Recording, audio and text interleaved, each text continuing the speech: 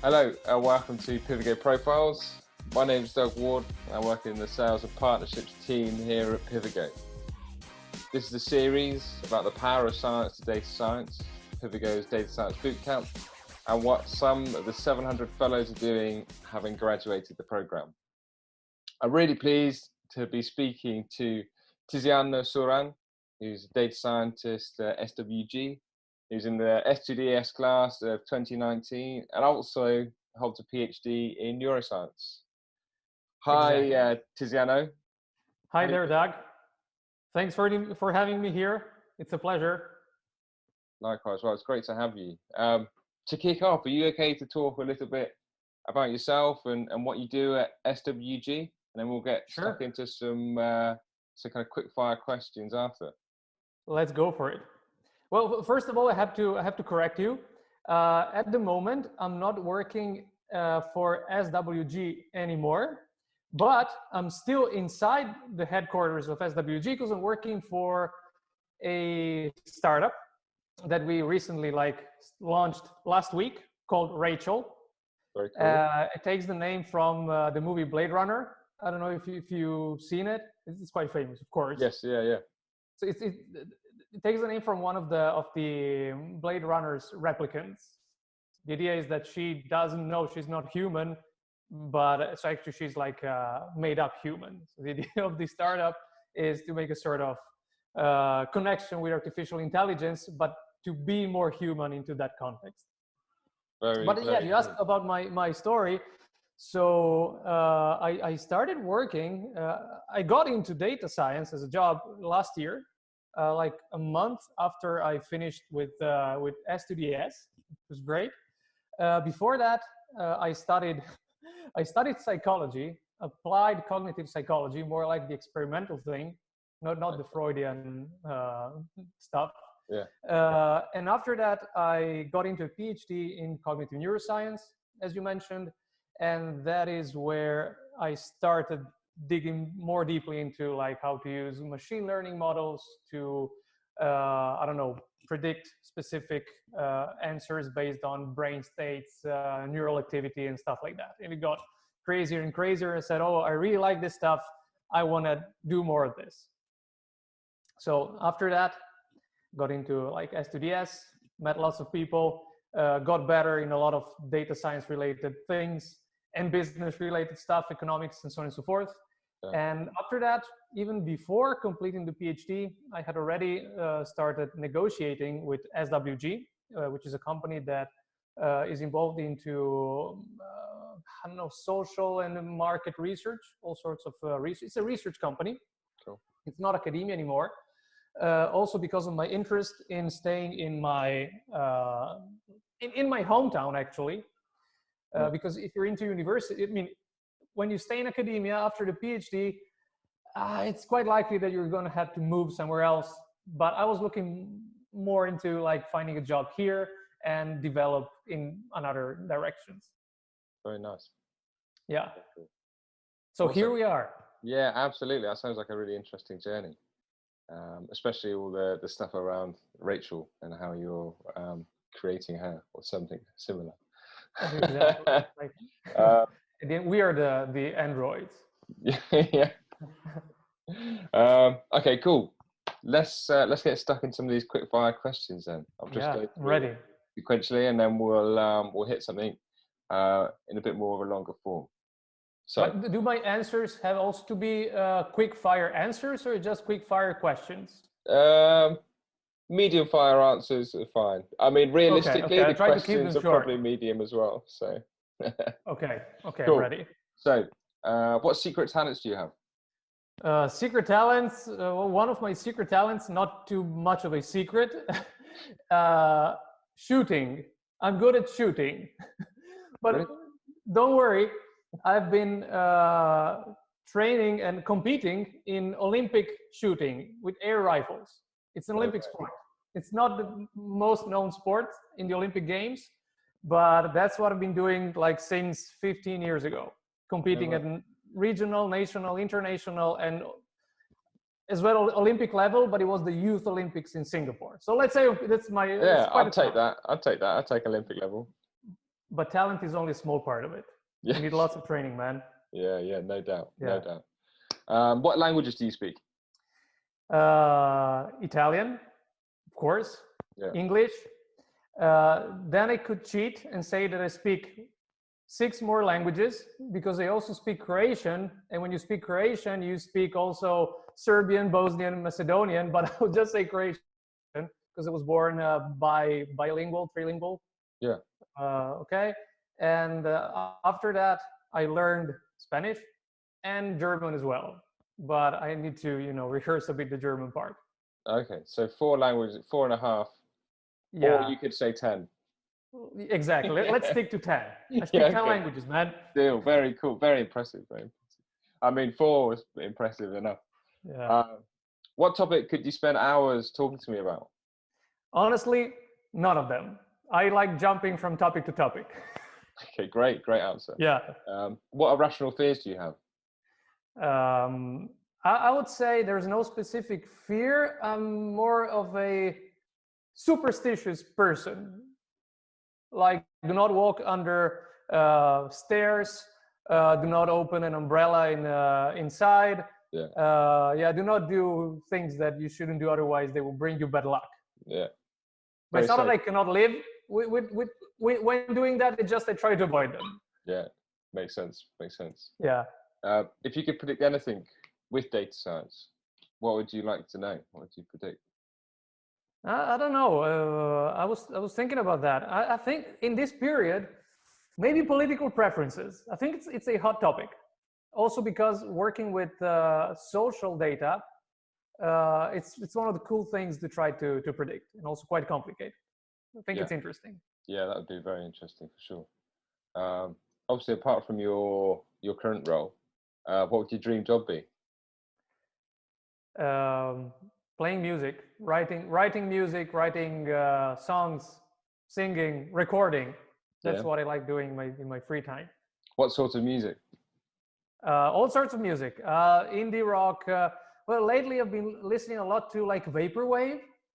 Okay, I'm not familiar with vaporwave. Remade music from the 80s style. That's really cool. Oh, That's yeah, not the kind of music. I would do like rock and roll. Yeah, rock and roll is always good. Yeah. What was the worst part of your PhD? Yeah, that's I think a question that many people would like to skip. Yeah. I would say data collection. In neuroscience, you need to test people. You cannot just sit back in the office and analyze data. You need to test people, which means welcome them inside the lab, apply the electrodes if you do electroencephalography, tell to each single subject the same exact story that you tell to everyone, and do it for 60 or more times.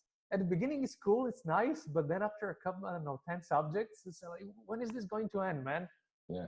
I would say that is, 4 years later, I guess. Yeah. On a bit more of a positive note, what was the best part of your PhD? Completing the data collection. Once you're done, you're happy. I see the correlation. Well, apart from that, I would say giving presentations. I loved giving presentations. I still love doing that. Presenting to people, connecting with an audience, the more communicative and part of that. You need to think what is the audience's mental state at the moment? What are they interested in hearing, and how? You can feel the connection. You can feel whether you lost the connection. It's really like a dynamic process. I really enjoy it. Yeah, nice. Who's been the most influential person for you? Outside data science in general. Okay, I will tell you a name. I just finished reading his autobiography. Arnold Schwarzenegger. Okay, cool. I haven't read that. I admire that guy. Yeah. He did lots of cool things, and he was really, really successful in many areas. Awesome guy. Yeah, amazing. Unexpected. And if he's watching us, hi Arnold. Yeah, I'm sure he is. No doubt. Of course. What's the most underrated thing you know about? I will tell you something job related. Okay. Something which I love. Keyboard shortcuts. That can really speed up your job. And also, it really makes you look cool. Like you press, I don't know, Alt It Tab, does. and you switch from one window to the other, and people say, "Oh, how do you do that, man?" Or other tricks, which I will not tell you because they're secrets. But I love keyboard shortcuts. Like, forget the mouse, man. Cool, cool. And to finish up these quickfire questions, what do you think is going to change the most in the next 5 years? Yeah, I don't know. Have no clue. In the world, Yeah. at the moment, there is this sort of balance between security and freedom. You want safety and freedom. You want to be safe, but you also want your freedom. And with all the pandemic and stuff, tracking people has become more and more of a thing now. So I don't know. I want to see where this balance is going to end. But apart from that, sure, lots of cool stuff in technology. I don't know, flying cars, going to other places. But I think that apart from that, it would be also interesting to find out what will be with the social issues that are most pressing at the moment. But yeah, I would not be able to tell that. For sure, lots of technology. Yeah, definitely. It's interesting the tracking thing that you mentioned. I know in Singapore they've introduced fairly recently like they've given a lot of their citizens devices similar to Apple Watches. Yeah, so they can know exactly where you are. I'm not Yeah. saying it's necessarily negative, but it has some, drawbacks, or I don't know. You have to think about it, about the consequence. Most definitely. Let's dig into a question in a bit more detail. And I guess your journey to being a data scientist through academia is quite an interesting one. So what would you say to anyone thinking about becoming a data scientist, either from academia or just in general? In general, let's start with the in general thing. Let's say the scenario in which a person is just starting. Oh, I heard about this cool thing, data science. How do I start doing that? And in that sense, I mean, if you would like to have some advice from me, also based on people, what people ask me, I would get immediately into studying, trying to code, learning the algorithms, learning the math. So there are these different factors. You need to be, eventually you will need to be good at coding. You will need to write very nice, well-looking and understandable code, well commented. You will need to know how to apply the algorithms based on the problem you want to solve.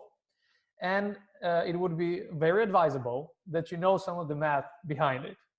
Of course, most of the data scientists are not the ones that will have to come up with new algorithms. Those are the ones developing new algorithms, but most of the times it will be out of the box models. So, okay, I need to use that model. Just use the function, the model is ready. I have an idea what's going on there. I can interpret the output and I can communicate it really well. And the point is, in doing that, people do not need to wait for the perfect conditions. What do we mean? Some people may say, oh, I would really like to start studying data science, but I would really like to do that with, I don't know, a buddy of mine. So we can do it together and study together. So I'm waiting for someone in order to start. There's no need to do that. I mean, if you have a buddy, that's awesome. When I was starting with coding, Python, it was during an internship in university. And both me and my buddy, my colleague, didn't know too much about Python, but it was a challenge. We need to solve a problem to create a sort of algorithm, a program for collecting data from participants. It was like a sort of mini game. And we knew what it had to look like. We didn't just know how. So every day was discovering something new about Python, about coding. Oh, we can do that even better in this way, man. Oh, you can do it even that way. It was a sort of challenge, but a collaborative one. That was super cool. But you don't need those conditions in order to get going. And there's another thing is related to another advice I heard lots of times is that, oh, if you want a data science job, you need to have a data science project completed. Not only coursework, but a project. And the advice would be, okay, yeah, sure. It's very, very, very useful to have a project behind you, but don't do a project just for the sake of doing a project. Like, oh yeah, I did this data science project, this very complicated thing by my own at home. Why? Because, I don't know. In that sense, if you, the person who is watching us right now wants to complete a project, find a project that needs to be completed. For example, you have to do a thesis at university, let's say a research master thesis. What about trying to find a way to put some data science inside there, like using a machine learning algorithm to solve the problem? And of course, you need to be also able to negotiate that thing with your supervisor, because it's not granted that the supervisor will be in favor of that. But if you're good at negotiating that, and if you also find a way to introduce that into the thing that you're studying, it's a big plus. So do the thing that your supervisor suggests, but also try to convince him or her to put something machine learningly inside of it. That would be a big plus. So I would do that for sure. And the second thing, wanting to enter the job market, I would just say, if you know enough things about coding, you're comfortable. If someone sends you, I don't know, a data file, you know how to explore it, you know how to apply some algos, you have some experience in it, not necessarily in the industry, just go for it. You see job postings, I don't think you need to have all the required skills. Yeah, I'd agree. Talk about the required ones. Like, send your CV, they will eventually contact you. Of course, you have to know something. Sure. Yeah. That's the profile of the ideal candidate, but a lot of it is learning at the job. Like, a friend of mine was asking me, oh yeah, like, I heard you were telling me you were using that kind of software for doing things, but did you know how to use it before starting the job? I said, well, no, man, I never heard about that before. You don't need to know those things. Certain things. You need to know the principles behind it. You need to know how data moves and how you can manipulate data. But in terms of software and how to implement things, a lot of it can be learned by doing.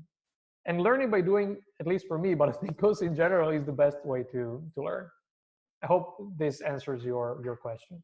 Yeah, it does, very, very thoroughly, which is really fantastic. I think I totally agree with all of it, but especially the last point there around just diving in and learning on the job and having, well, I guess it's twofold, right? You need to have a certain amount of confidence to be able to be like, yeah, I can do this and dive in. But it's also having that open mindset of being like, oh yeah, you know what? I need to know this. Let me just learn it. And I need to know this. Like, oh, I can learn. I can break it down. I can learn it. I can work through it, and it's not going to be an issue. Not saying it won't be hard, but having that mindset of just, yeah, okay, I'm going to take it one step at a time, and I'll get it done. Yeah, I think that's the attitude. Yeah, that is part of the job. Otherwise, it would start to become boring. Like, just doing over and over the things you already know how to do wouldn't be interesting anymore. No. So I would say, just go for it. Don't be stuck in fear. Of course, you may get lots of rejections. Lots of people who say, "Oh, you don't know nothing," but it's part of the game. Yeah, I guess. No doubt. Brilliant. Well, thanks very much, Tiziano, for taking the time to do this. I really appreciate it, and I'm sure people watching it will get loads of value and some really good insights. Yeah, it was my pleasure. If you want to do it again, contact me anytime. I will do, no problem. And whoever is going to watch us, if you have any questions, feel free to write me. LinkedIn, Twitter. I don't tweet too much, but still. Brilliant. Yeah, I'll put a link just below this video. So if anyone wants to contact you, they should be able to relatively easily. I will be more than happy. Fantastic. Okay, brilliant. Well, thanks very much. And until next time, I'll see you later, Tiziano. Bye. Bye.